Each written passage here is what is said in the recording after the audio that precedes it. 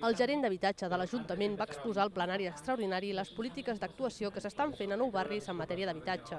Los más de 500 millones de euros que nos gastaremos a lo largo de este mandato en políticas públicas de vivienda en la ciudad de Barcelona, que es mucho más de lo que se gastó en épocas anteriores, pues de esos 156 millones se gastan en este distrito.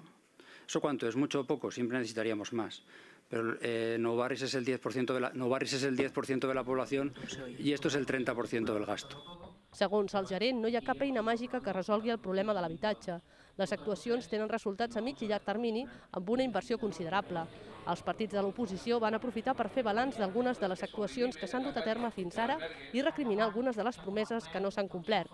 Els resultats no es corresponen als recursos destinats, i això és així. No s'han aturat els desnonaments, no s'ha aturat l'especulació amb el lloguer a la ciutat de Barcelona, no s'han construït 4.000 pisos de protecció, ni estan previstos construir-se dins d'aquest mandat, ni s'han mobilitzat 4.000 pisos buits. Acabem aquest mandat amb més de 37.000 persones inscrites a la llista d'espera per obtenir un habitatge assequible.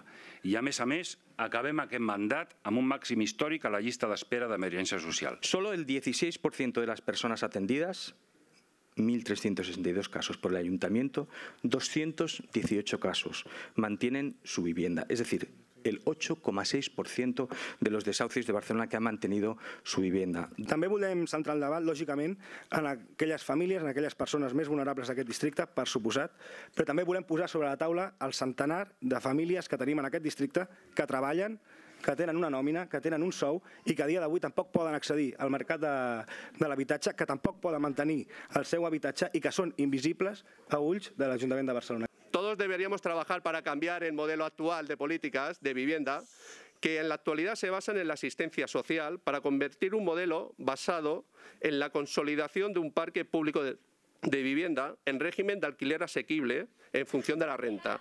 Les intervencions del públic assistent van constatar la manca de pisos d'emergència per resoldre els casos de desnonaments.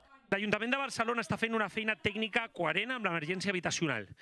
Recordem que cada 4 dies laborables les comitives judicials realitzen al nostre districte entre 10 i 20 desnonaments. El CIFO està aturant molts d'ells i d'altres l'Associació de Veïnes de Ciutat Meridiana. Però i després d'aturar desnonaments, què?